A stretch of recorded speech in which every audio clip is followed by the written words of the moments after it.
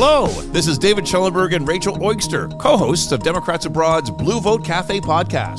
You can find all our episodes through democratsabroad.org or wherever you get your podcasts. And now, back to the Veterans and Military Families Caucus podcast. Enjoy!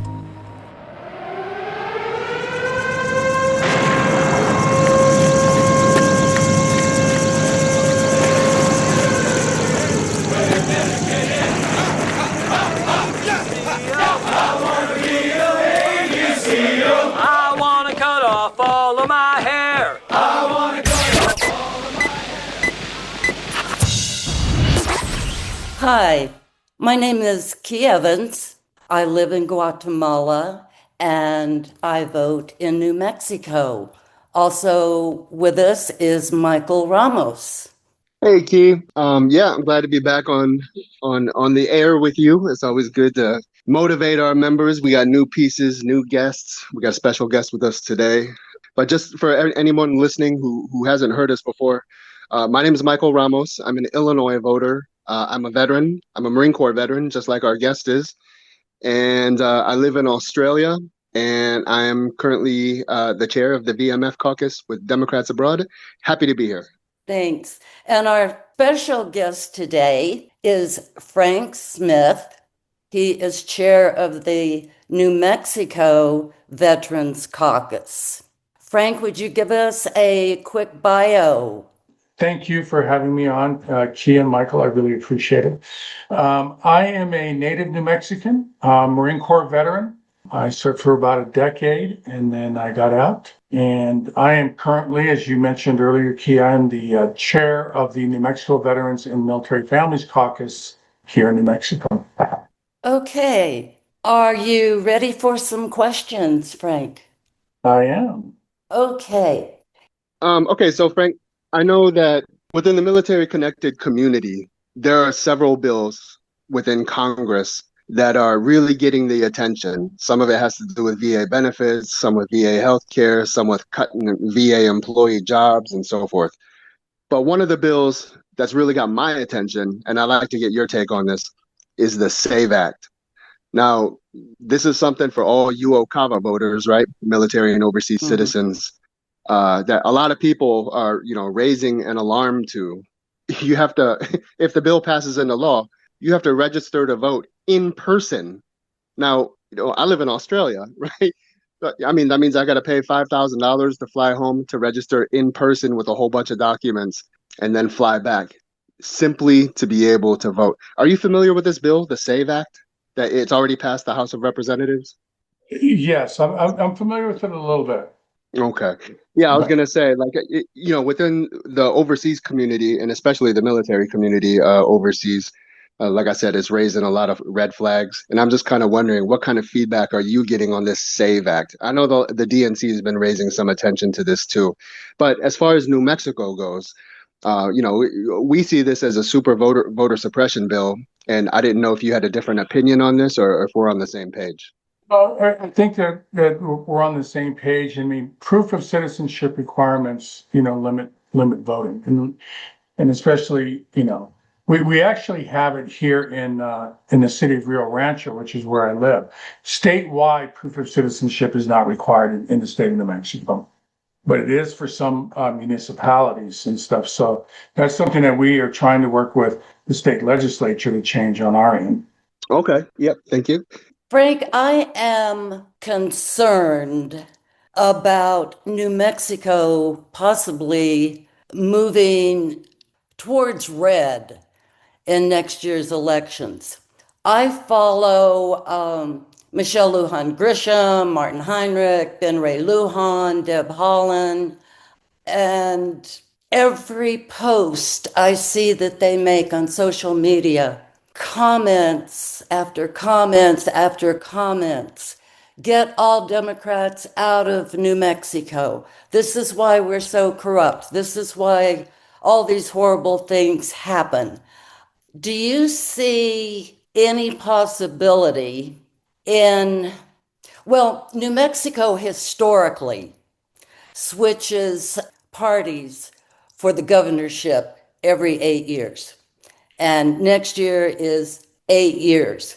Do you see any danger in that happening, or any other thing you're seeing? Because you're on the ground there and I'm depending on social media for all my information. What can you tell us about that? So New Mexico has historically flipped the governorship every 8 years, back and forth for the last 15 or 16 years or so.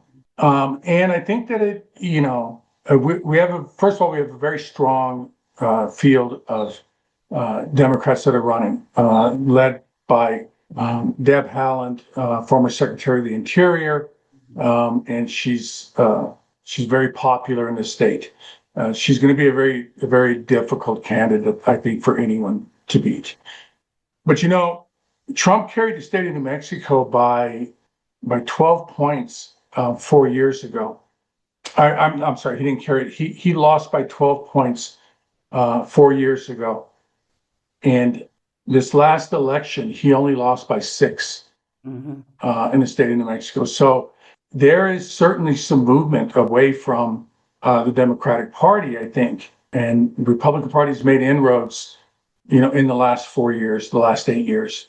Do I think that the governorship, that the GOP is going to take over the governorship in New Mexico? I don't. I think because we have I think that we're going to have a very strong candidate at the top of the ticket. But it's something that we need to look at. The Republican Party is making inroads out here. And I think that's one thing that our caucus has done is we amended our bylaws to allow independent voters. In New Mexico, they call them DTS, which is declined to state, to allow veterans in the state of New Mexico that are aligned with our beliefs to join our caucus. We think that with respect to veterans, we have the better argument over the GOP. And we need to get that message out to veterans, especially those independent veterans. It's estimated that 50% of veterans are independent or DTS. And, that's a large chunk of veterans, of voters. In New Mexico, we have about 140,000, little over 140,000 veterans. If 50% of them are DTS or independent voters, that's 70,000 voters right there that I think that if we are able to talk to them, that we can convince them that the Democratic Party is more aligned with their beliefs and their values than the Republican Party is when it comes to legislation and to getting the job done and protecting veterans and military veterans and their families. So, is it a bit of an issue? I think it certainly can be, but I think that the Democratic Caucus, that the military veterans and Democratic Caucus, I think that our organization can really help to stem that and to get the message out. We don't need those DTS voters to become Democrats, but we need their votes. We need their votes, and if we can talk to them one-on-one, I think that we can convince them that the Democratic Party is the party that truly will look after their benefits and stuff and ensure that everything that they've earned, they have. And once we can deliver that message, I think that we'll win them over. So yeah, it's something to worry about in the future, but we have a plan to try to counter that. Great, great. And not only are there a lot of veteran voters in New Mexico, but also Department of Defense and Department of Energy with the national labs and everything that goes on in New Mexico. So yeah, I think that's a great idea. Yeah, and New Mexico relies on a lot of federal dollars that come into the state. Like you said, we have 5 military bases here. We have 2 of the 5 national labs in the nation that are here. So, there's a lot of federal dollars that flow into New Mexico, and this administration, as we all know, is doing everything that they can to slash the federal government, and that's going to adversely affect New Mexico. Hey, folks. Thanks for listening. We're going to take a quick break, and we'll be right back. This message is from the U.S. Department of Veterans Affairs. Veterans, do you have a copy of your DD-214? This may be the most important document of your military service. A DD-214 is a DoD certificate of retirement, separation, or discharge from active duty. It verifies your eligibility for earned benefits and services and proves you are a veteran, letting you apply with companies looking to hire or support former service members. If you don't have your DD-214, the fastest way to request a copy is through the National Archives and Records Administration at archives.gov. You can also contact VA or your state or county veterans agency for help in tracking it down. Get the benefits you've earned.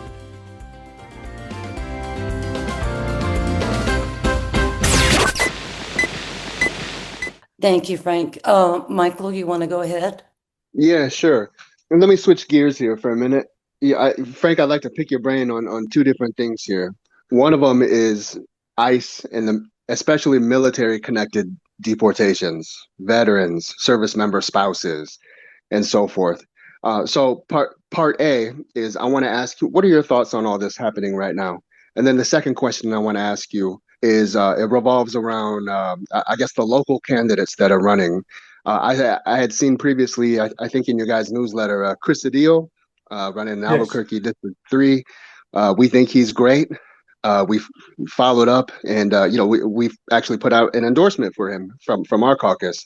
But I'm wondering who, and I also saw that you are a former drill instructor. So, motivate us. What other local candidates out there should we be aware of?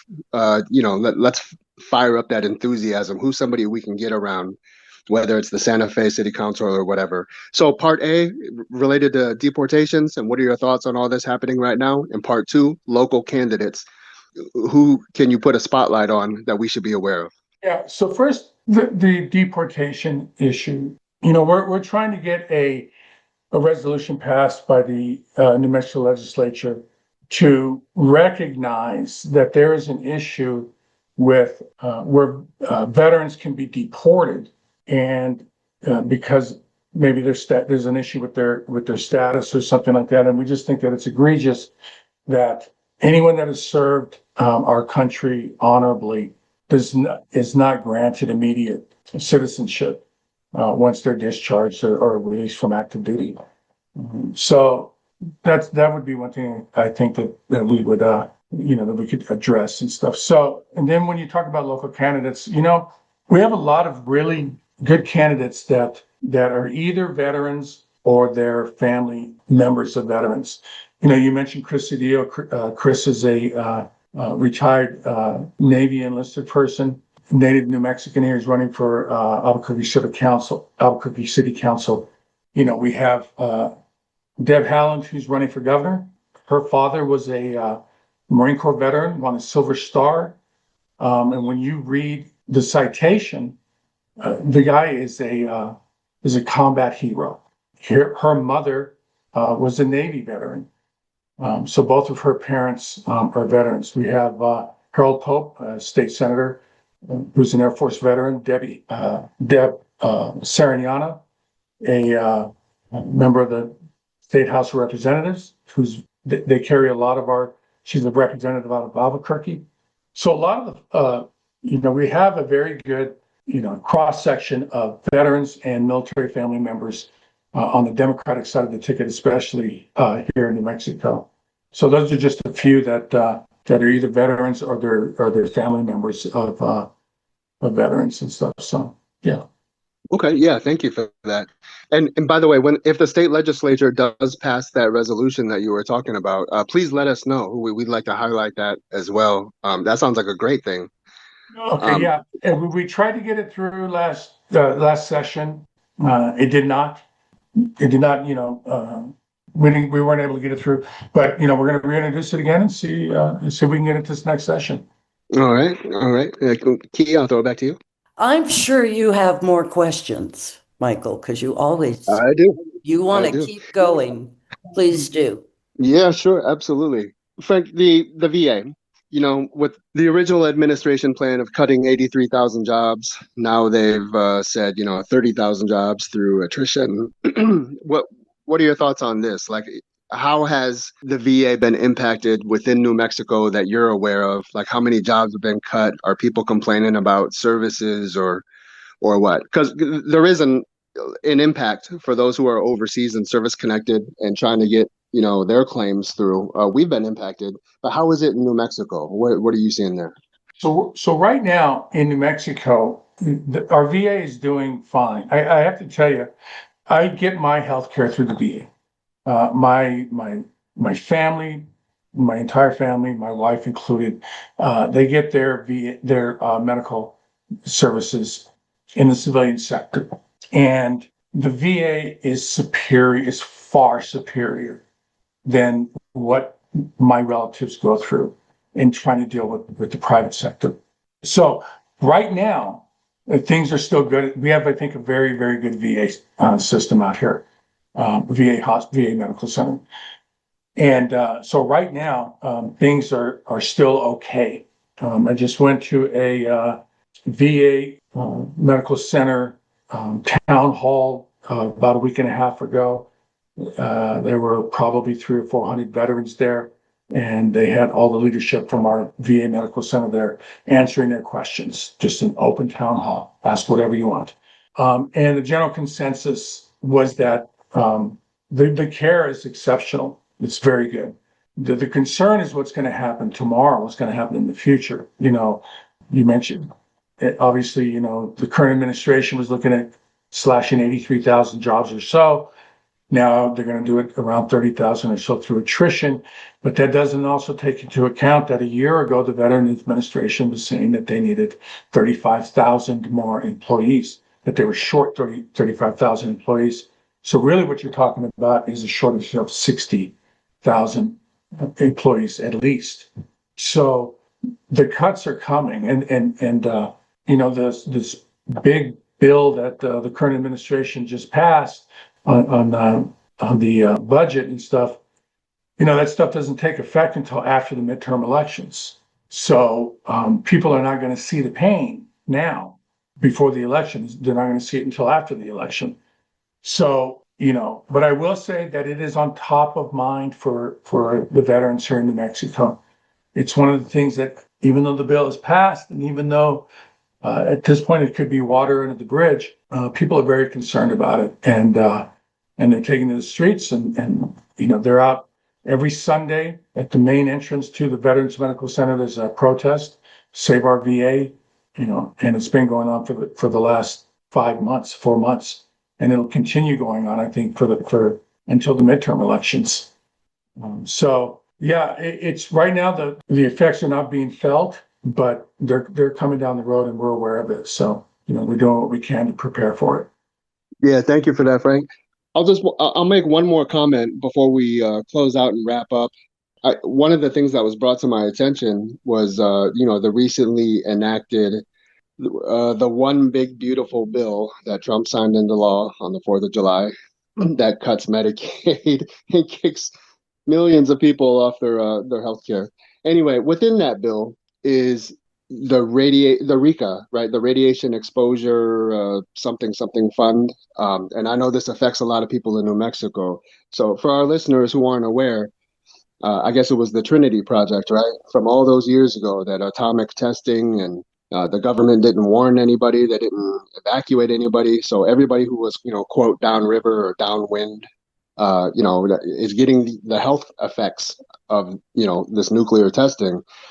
And apparently that's actually the extension of the fund by a couple of years was tucked away in the bill. So that may be a tiny bit of shining hope for New Mexicans who are impacted by that issue.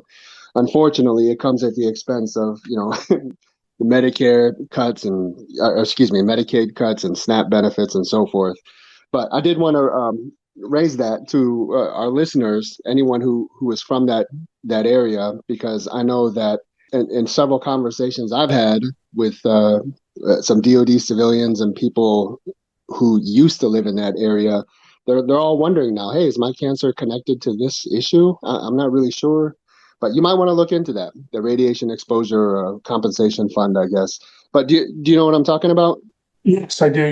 New Mexico obviously has a long nuclear history. The first atomic bomb was built here. The first atomic bomb was detonated here in New Mexico. It was obviously developed at Los Alamos National Labs here in New Mexico.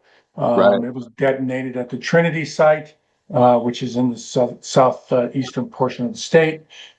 And yeah, New Mexico has a long history, and the uranium that was used to make the bombs, a lot of it was mined out near Grants, New Mexico, and it's the exposure primarily to the mining that we have this condition called downwinders, that people were that people were exposed to the uranium that was being mined because they would pile up the leftover material that they were mining. A lot of that still contained uranium, and they would pile it up outside, uncovered, exposed to the elements, and there would be these big pilings of mining material that had uranium.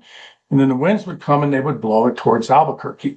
They would blow from west to east and stuff. And a lot of people along the way have higher rates of cancer and other elements and stuff. So a lot of it has been attributed, or they think that it's due to the uranium, not to mention the uranium from the detonation of atomic bombs.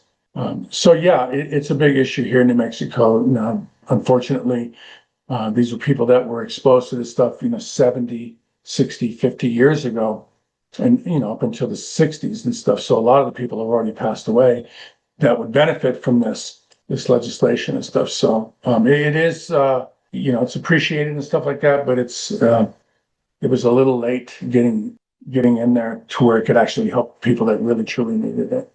Yep, thanks for that. I think we can wrap up now if everybody is agreeable to that. We don't want to keep Frank too long. I think we can wrap it up. Thank you very much. Thank you so much for being here. We really appreciated it. And even though we were specifically talking about New Mexico, I know some of these issues are in many more states.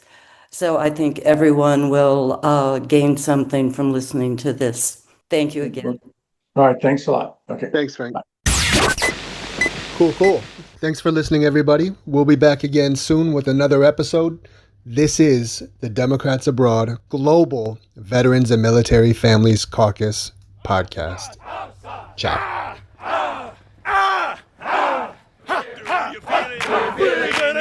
In your heart, silver wings on your chest. I'm gonna be